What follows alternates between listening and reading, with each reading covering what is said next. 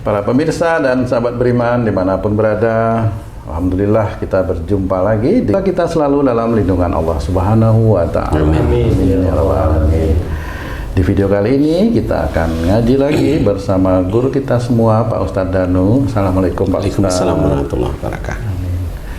Dan saya juga sudah ditemani oleh dua orang sahabat saya kali ini. Ada Bang Jainuddin. Assalamualaikum Bang Jain. Waalaikumsalam Pak Tung.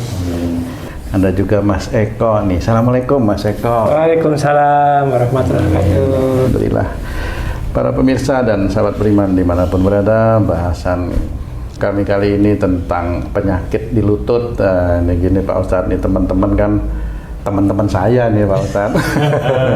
Udah pada pensiun nih.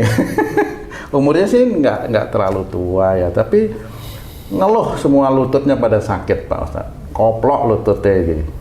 Apa kebanyakan duduk atau dulu waktu masih kerja itu ya kebanyakan ngontrol proyek itu. Itu gimana? Ada hubungan enggak dengan apa namanya perilaku seperti itu Pak Ustadz? Ya. Bismillahirrahmanirrahim. Assalamualaikum warahmatullahi wabarakatuh. Waalaikumsalam warahmatullahi wabarakatuh. Amin ya rabbal alamin. Alhamdulillah, penyakit di lutut atau orang terbiasa mendengarnya itu bahasanya, salah satu bahasanya adalah osteoporosis. Oh, iya. Osteoporosis. Ya. Osteoporosis. Ya, di sini memang tetap insya Allah berhubungan dengan akhlak. Kenapa Allah memberikan penyakit osteoporosis atau umpamanya hilangnya cairan di sendi di lutut seperti itu? Karena sudah umur. Kenapa sendi di siku kok enggak? Iya benar. Kenapa benar. sendi di bahu kok enggak? Kok hanya di lutut? Karena menyangga. Kenapa yang di mata kaki kok enggak? Oh iya. Biarin orang pinter itu juga menjawab kalau memang, oh itu kan karena nyangga tubuh. Kenapa yang di mata kaki kok enggak? Benar. Ya. Ya kalau memang bisa jawab ya alhamdulillah kan gitu ya. Tapi intinya adalah ini insya Allah berhubungan dengan akhlak. Jadi akhlaknya bagaimana sehingga seorang itu cairan di lututnya itu entek habis, kering. koklok, kering, kiut-kiut pelumasnya. Katanya yang sudah tahu di dalam sini ada pelumas. Tapi yang lebih gampangnya gini aja deh. Lutut itu insya Allah dipergunakan salah satu untuk menggerakkan gerakan tubuh. Ya, ini bergerak, berjalan. Sebenarnya itu berjalan itu menyangga tubuh berarti perjalanan keluarga. Itu tubuh itu saya anggap keluarga, analoginya seperti itu. Nah, kemudian lutut itu akan mengajak berjalan ya istilahnya, lebih cenderungnya ke arah fleksibilitas di dalam mengatur keluarga, bukan mengatur, fleksibilitas di dalam menjalankan kehidupan berkeluarga. Jadi kalau seseorang lututnya sakit kanan apa kiri, ini kanan kiri belum kita bahas dulu, tetapi dua-duanya, insya Allah di dalam mengatur keluarganya ada unsur kekakuan, Ya. marah, ego. Nah, titik-titik inilah yang menjadikan dalam mengatur keluarga, di dalam mengatur keluarga namanya kayak Haji C dalam mengatur istrinya ini ada marah, ada kekakuan itu istri harus ngikutin. Marah itu karena nggak ngikutin ya marah. Ada ego, ada keinginan yang istri itu harus ngikutin. Ya, dan itu dilakukan setiap saatnya. Karena pada waktu dulu kenapa muda kok nggak sakit? Iya, jarang sekali kan belum punya istri. Tapi kalau ada anak muda yang sakit ya karena dia kaku terhadap orang tuanya. Oh bisa ya Pak Ustadz. Jadi orangnya ngeyel. Nah, nanti nggak cuma osteoporosis, remuk denggule. Kenapa? Ditabrak truk. Bukan dari dalam tapi Dari luar malahan. Karena anak ini susah dikendalikan sama orang tuanya. Bukan hanya dengkul, kaki juga. Iya sama aja. Makanya kalau di anak muda siapapun termasuk kita ini kalau dikasih tahu orang tua ya nurut, didengerin aja nasihat orang tua. Nah, insya Allah. Jadi kenapa kalau istilahnya itu Quran itu syifa, penyembuh itu bukan berarti bacaan. Saya bilang bacaan ya bukan doa loh ya. Bacaan itu adalah yang harus kita kerjakan. Itu yang menjadi syifa nantinya, penyembuh. Kalau wujudnya doa ya memang ada Rata-rata doa itu kan mohon ampun kebanyakan, yang ada dalam Quran dari doa para nabi itu kan banyak mohon ampun. Nah, osteoporosis ini sendiri adalah dari itu, perilaku-perilaku yang tidak baik yang sering kita kerjakan. Jadi tidak apa-apa kalau ada orang yang nggak mengaku dosa, ya nggak apa-apa, biarin aja. Nanti kan taunya setelah nanti di yaumul hisab. Tapi kalau sedini mungkin kita pahami bahwa diri kita, oh iya ya, umpamanya di antara kita seluruh beriman itu paham bahwa saya osteoporosis, kemudian dari ceramah ini didengerin, oh iya ya, saya termasuk kaku, kalau menyuruh itu harus ego, kalau nggak nurut jengkel, emosi, dan itu nggak taunya sejak puluhan tahun umpamanya. Nah, normal kayak begitu. Nah, inilah yang menjadi tanda bahwa Allah itu memberikan hidayah lewat sakit untuk berpikir sebenarnya. Untuk berpikir. Kalau udah ketemu, cari solusinya. Solusinya apa? Kalau di kita ini kan memberikan solusi. Solusinya apa? Ya mohon ampun kepada Allah Ta'ala.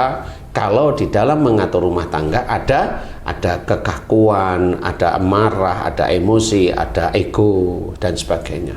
Itu aja. Tapi istiqomah ya dalam mohon ampun. Jangan berdoa sekali, nggak yakin kepada Allah Ta'ala, tidak merasa berdoa, ingin sembuh, ya nggak ketemu.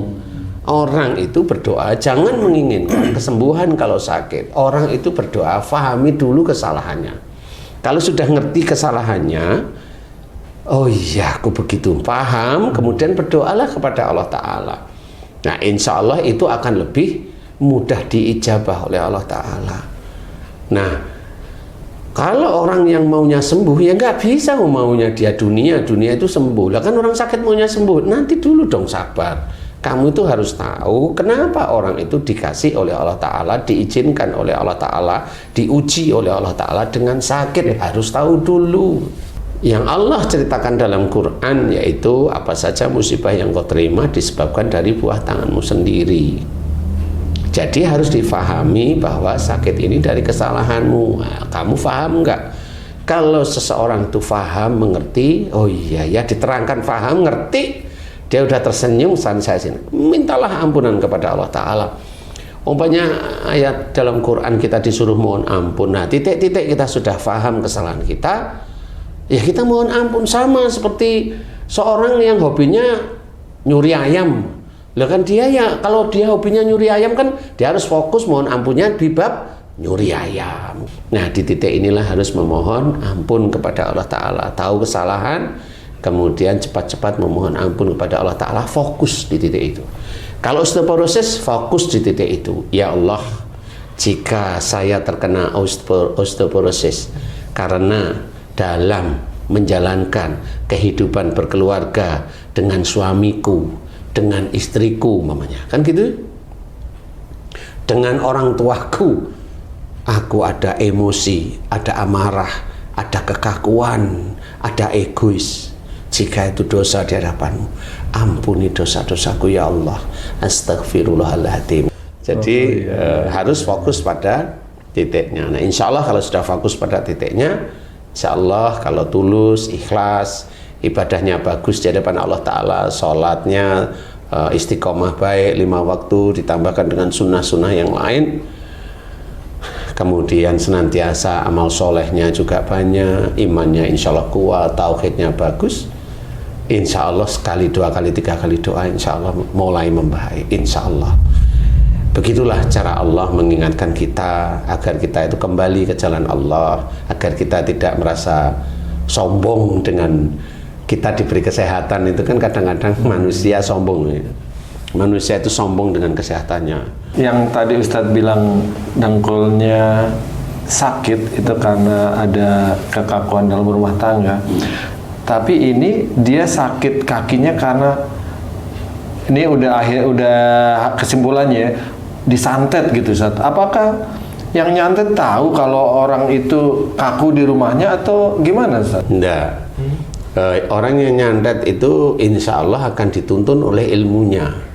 Ilmunya yang nyantet? Ilmunya yang nyantet, kelemahannya di kaki gitu aja. Oh gitu. Titik lemahnya di situ. Gitu. Lemahnya di situ karena dia memang kelakuannya di rumah tangga kaku gitu. Ini hanya barangkali ya. Jinnya ilmunya itu hanya ngelihat mana yang merah di tubuhnya, itu sasarannya. Udah gitu aja lah, paling gampang. Kan gitu. Jadi kalau mamanya haji, mamanya itu maaf nih, ini tetap saya ulang-ulang karena biar orang itu ngerti analoginya. Haji itu mamanya senengnya sama cewek yang kurus mamanya. Nah, kalau lihat cewek yang maaf nih ya, agak gemuk kan nggak mau. Gitu. Maunya yang kurus gitu. Nah, jin ilmu seseorang untuk santet itu ya begitu, lihat fotonya ini atau rambutnya ini, kan jin itu kan ngelacak, oh yang merah di dada gitu. Jin itu nggak tahu kesalahan orang itu, dosa itu nggak ngerti Tapi ada sasarannya di situ, ada tanda di situ. Nah, tanda itu tetap dari Allah Ta'ala, itu kelemahan manusia. Jadi sehingga pas di titik itu. Jadi kalau dia ada santet di titik itu, di lututnya, ya tinggal tetap mohon ampun di titik itu.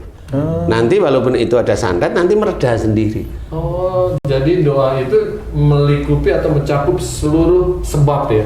Insya Allah lah, insya Allah di titik itu ya, fokus di titik itu nanti santet itu nggak bereaksi. Cuma ya jangan terus diem, baru 3 kali sembuh terus diem, nah, ya tetap nanti akan bereaksi lagi. Oh, sampai kapan? Kenapa? Sampai kapan? Ya sampai meninggalnya kalau memang sehari-hari. Jadi orang itu sakitnya osteoporosis, berarti perilakunya dalam mengatur rumah tangga, mengatur istri, mengatur suami, mengatur orang tua dan sebagainya. Ini ada kekakuan, ada emosi, ada marah, ada ego, kan begitu. Selama dia masih ada seperti itu, ya di titik itu dia akan sakit. Jadi kalau dia sudah mohon ampun kepada Allah Ta'ala dan berubah, kan namanya taubatan nasuha itu kan mohon ampun. Selain mohon ampun apa? Berubah, berjanji untuk tidak melakukan. Nah, di titik itulah sebenarnya bisa nanti dikategorikan seorang itu sudah taubat. Nah, kalau sudah taubat beneran, bisa aja santet di titik itu sementara nggak bereaksi. Atau pindah tempat ke tempat yang sakit lagi. Biasanya enggak di titik itu. Karena kalau dukun itu ngejarnya umpamanya di kaki, ya di kaki aja dimasukinya. Umpamanya boneka itu ya ditusuk paku di kakinya. Seperti itu. Atau ditusuk keris di kakinya. Seperti itu. Jadi pengetahuan untuk dukun itu gitu. Jadi bukan karena dia dosanya tahu. Enggak, dukun insya Allah nggak akan tahu. Ngomong dia sendiri syirik musik aja nggak tahu apalagi ya. Iya kan ya? Iya kan ya? Ustaz, tanya juga Ustaz. Tadi kan kalau yang osteoporosis itu kan yang kaki ini menopang badan sehingga ini di rumah tangga. Kalau misalnya dia lebih banyak egonya, emosinya di pekerjaan Ustaz, itu osteoporosis juga atau ada tempat yang lain Ustaz? Tangan. Oh. Jadi kalau di pekerjaan rata-rata di tangan. Insya Allah ya rata-rata di tangan. Jadi baunya sengklek. Ya seperti itu. Bahu bisa, sini juga bisa. Ya, kalau siku enggak bau biasa rata-rata. Bau. Ya. Bagi teman-teman sedulur beriman kalau ada osteoporosis, dengkul koklok istilahnya kalau bahasa Jawanya, insya Allah doanya seperti tadi ya. Ada osteoporosis, doa seperti itu dan khusyuk pada Allah Ta'ala berubah. Insya Allah kalau hanya cuma itu, insya Allah Allah akan memberikan kesembuhan. Insya Allah tidak sulit kok itu. Ya, kalau mamanya, oh ini karena berat badan, iya enggak apa-apa, silahkan nanti makannya dikurangi. Biasanya nasi putih ganti nasi hitam kan gitu. Iya benar. Harus diganti. Biasanya nasi putihnya banyak, ini nasi hitamnya dikit, kemudian sayurannya banyak, hanya tempe sama tahu. Sekali-kali dada ayam bolehlah. Nila Pak Ustaz. Ikan nila boleh, ikan lele boleh, tapi jangan terlalu banyak ya. Insya Allah seperti itu, badan mulai membaik, mengecil daripada gemuk. Ini juga faham bahwa ini dari lutut, itu dari kesalahan dan dosa-dosa kita. Ya, insya Allah itu akan diberi kesembuhan sama Allah Ta'ala. Insya Allah, amin. Wallahu a'lam. Alhamdulillah. Terima kasih banyak penjelasannya Pak Ustadz. Para pemirsa dan sahabat beriman dimanapun berada, mudah-mudahan tayangan kami kali ini bisa bermanfaat untuk meningkatkan keimanan dan ketakwaan kita kepada Allah Subhanahu wa Ta'ala. Saya Tung pamit diri, sampai jumpa di video kami yang lain. Wassalamualaikum warahmatullahi wabarakatuh. Waalaikumsalam warahmatullahi wabarakatuh. Alhamdulillah.